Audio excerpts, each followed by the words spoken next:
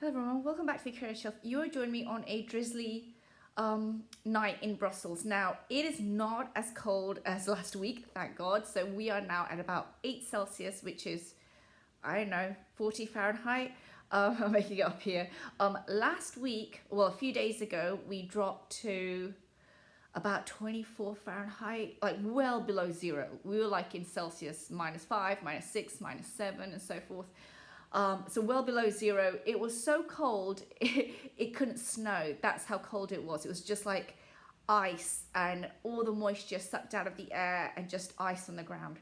So anyway, it has finally warmed up a bit, and it's raining, but you know, at least we're not frozen. So welcome to new subscribers. Welcome back to those who already know me. This is the Creative Shelf in Brussels.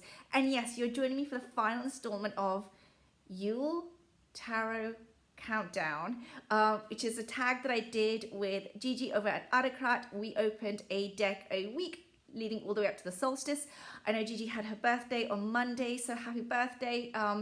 And she opened her deck then, but I also know that she might have some more unwrapping and reveals to do. I think that's more gonna happen soon anyway. But I myself, I'm gonna unwrap with you two decks today, and I think there will be some more for me to unwrap as well, because I have a lot of decks that I don't even know I have, like what is in that box, that kind of thing going on right now. So yes, with me, you're going to discover what I am also going to unwrap today. Now, I think I know what one of them is, I think. And the other one, I'm like, what is this? So yeah, so today I did bring my scissors along. So this is the one which I'm like, what? And then this is a small one, which I think I know what's in this one. Should we open the small one first? Let's open the small one first. Okay, so how's everybody be doing? Are you all ready for, are you celebrating this year? Or maybe you're not celebrating, that's okay too. I am someone that likes to mark these occasions with, you know, just marking them for myself. You know, I do buy presents and wrap them for myself. I think it's really important. I think it's part of being healthy, taking care of myself. I've been doing this for 6-7 years now, at least. You know, it's something about reclaiming that time, because otherwise it can feel quite, for me anyway, quite either lonely or challenging or difficult. But yeah, and by the way, before I forget, I am suffering from some kind of weird bug, so that's why you're seeing me dressed like this and my voice is faltering. But anyway, going on. So we've got it kind of like unopened, and I think I know which one this is. Yes, yes, yes. Yes, these are the cards. Ah, yes. So this is my Living Wheel astrology cards that I bought some time ago. And I can't remember the name of the creator. I think it's Patrick something. I do know that he's quite popular. I know that a lot of people in the US have his deck. I know this one I bought from Tarot NL, which is an indie boutique in the Netherlands. I don't know where they're based in the Netherlands. I'm not sure. I think it's Amsterdam. But yes, so I love astrology, as you all know. I've been studying astrology for, I don't know, 9 years now. My principal area actually is astrology. It's not tarot, to be quite honest. But yeah, I think that I kind of like, it's really weird when people say that they layer astrology on tarot. I'm like, no, I do the other way around. I layer the tarot on astrology. That's the other way around. So yeah, so for me, yeah, I wanted to buy this deck though because I heard that it was amazing.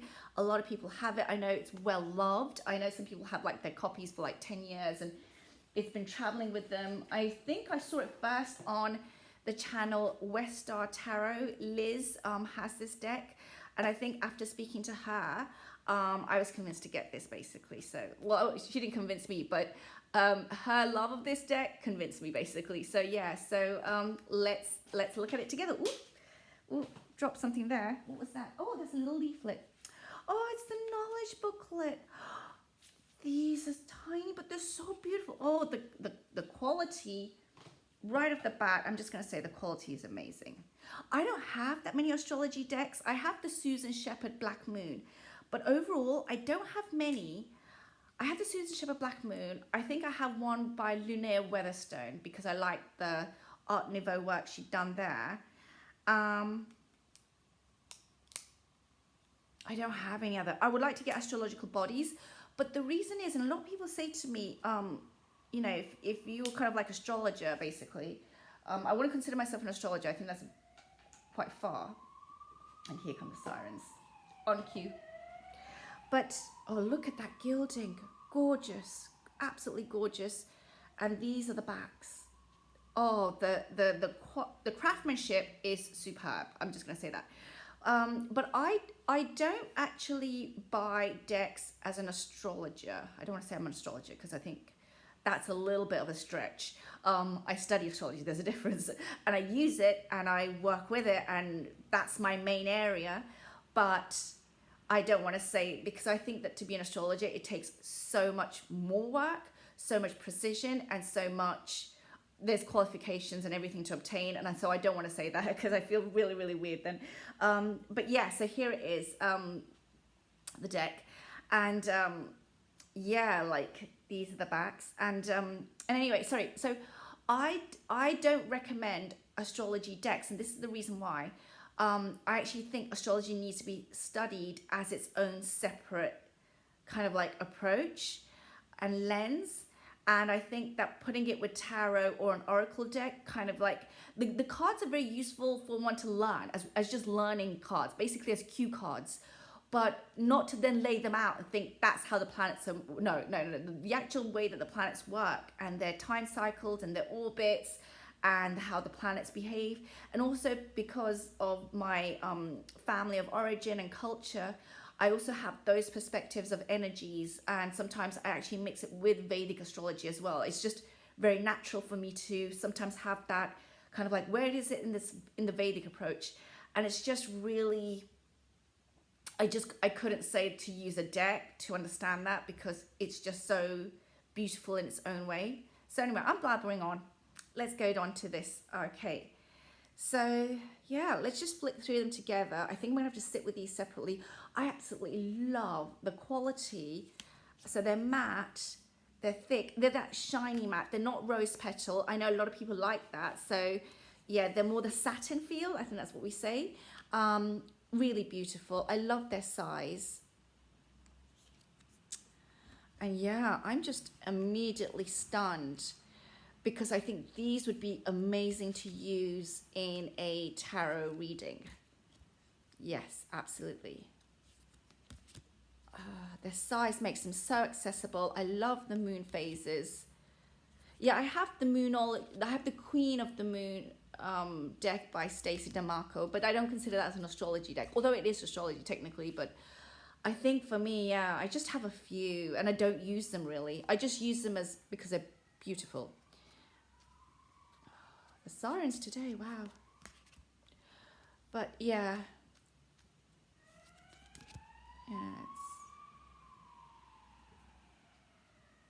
Oh, I love this. I love how they're showing the constellations. There's Mercury, of course. Yeah. Oh, this is gorgeous. Absolutely gorgeous. I really want to sit with these cards. So they have gold accents. There's our Jupiter. They have gold accents, which just is, oh yeah, I think that the actual quality of the deck is just unbelievable, phenomenal. Neptune. Oh no, that's Neptune, sorry. Why did I say that? There's Uranus.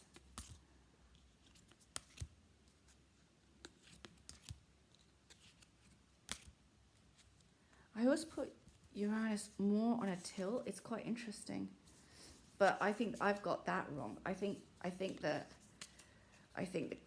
painting has been done correctly. I always put it on more of a tilt. Yeah.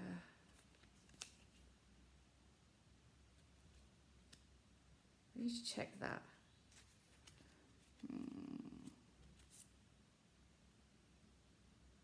Oh, sorry. I'm staring at these and not looking at you. See these.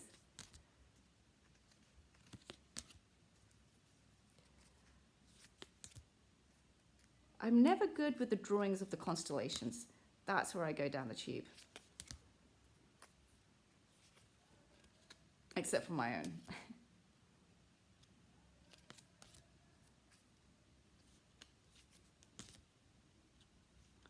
But in Vedic astrology, we work less with the constellations and more with the planets. That's the approach more, the planets themselves. And then I kind of like go between the two, and it's really strange for me. I guess it reflects my own being, basically, where I go between the two. And these are the houses, of course. I like the simplicity of the deck. I like the fact that it's dark with a gold accent.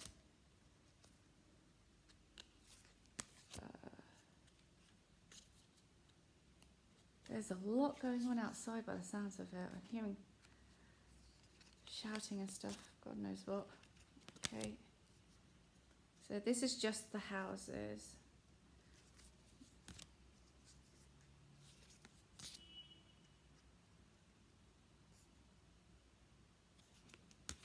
Okay. Oh, now I'd heard about this. I need to look at this. These are the seasons.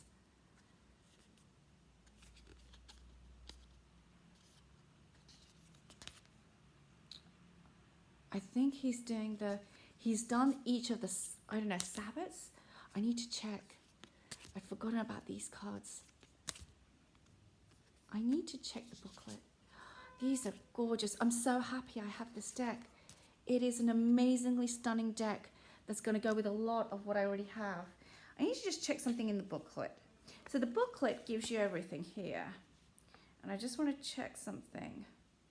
Yeah, it is Uranus, but I never see Uranus in that kind of color. So I'd really love to know how he's positioned the coloring of Uranus. It's really interesting because that's what threw me off there for a second. Okay, so these are all going to be out of order now. They're going to be all over the place because they're so tiny, but hold on a second. I'm just trying to lift them up. Okay, so these are the moons again. These are the moons. And let me just go back and check something. Aha, here it is. Here we are. Yes, indeed, but the coloring is very, very interesting. I always have in my mind Uranus having a much more browner hue, but that's just me. And I think that's what threw me off for a second. I was like, what?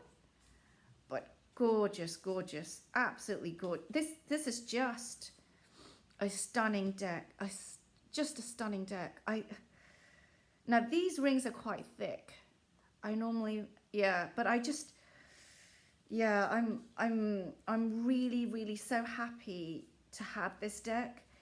You know, it's the artist's vision of the planets, and I think that they're beautiful.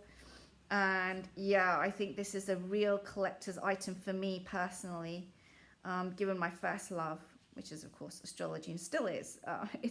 It's never changed in that sense. In terms of divination, or however you want to say it in practice,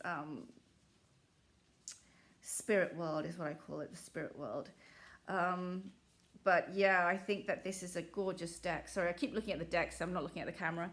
So I just need to sit with this a bit more because I think that I'm going to have a lot of, yeah, I feel like I'm just already going into the deck. I'm like, I better stop actually. Otherwise I'll be here forever. And this is the inside of the box. Isn't that gorgeous?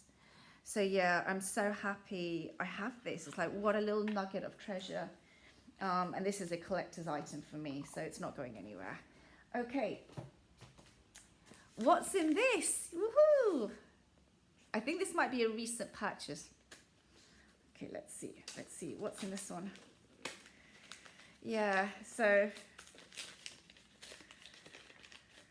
hopefully, oh yeah, no, this is one of two decks I have. So here it is. It's the Wisdom of the Shadow. So I have the other one as well. Oh, okay. So I can't remember if this is the first one or the second one. I can't remember. But let's open this together. Definitely. And then I'll open the other one separately. And then I'll have to do a video with them both because otherwise it's going to not make sense. But yeah, let's just open it together. Oh, I've had these decks for a few months now, but So yeah, I'm so glad I got them.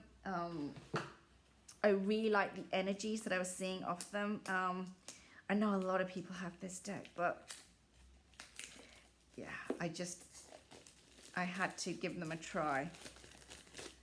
This one I bought these from Tarot as well, I think. Yeah. So yeah, so this is it. Wow, this is the box. So let's open it up together. Do you have this deck? Do you have this pair, which I know is very, very oh, so it's one of these, okay, magnetic openings, which I love. Welcome, wise one. Within you lies a gold mine of truth, ready to be discovered and integrated. With an open mind and a curious heart, it's time to enter the mystery of the shadow, to uncover the wisdom waiting to be revealed. Yeah, I bought this deck, actually, these decks, the pair, because, you know, I like to do my shadow work through writing and a more structured approach, not through tarot, to be very clear. But I like the tarot decks because sometimes they add an accent to my shadow work rather than that is the shadow work. Sometimes. It's not everything though, no way. But yeah, I just wanted to, oh wow. These are beautiful. I don't know if, then I think they're rose petal, but they're not clumpy, so maybe they're satin feel. Oh, that's so vibrant. Oh, look at that gorgeous deck. Wow. Wow. That's a gorgeous deck. So glad I have this now. Oh, this is beautiful.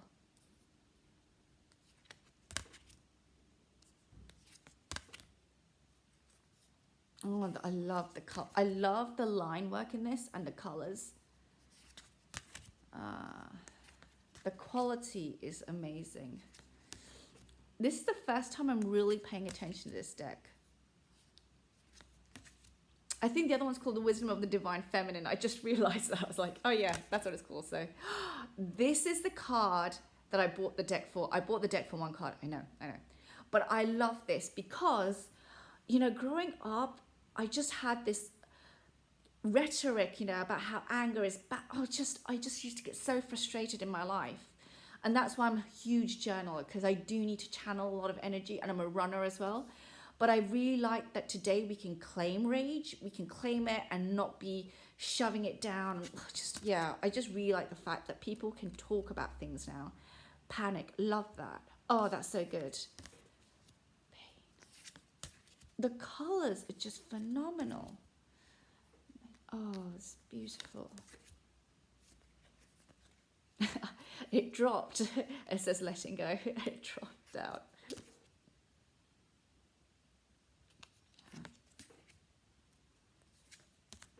Do you have this deck? If you have this deck, I'd love to know how you work with it. I love the inner child card. I'm wondering if, I don't know if it has an inner teen card.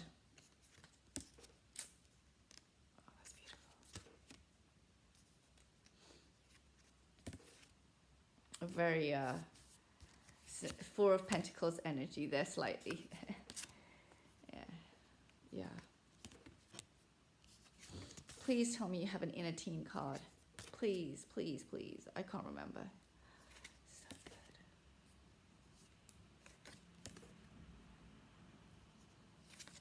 Yeah. Such a great deck.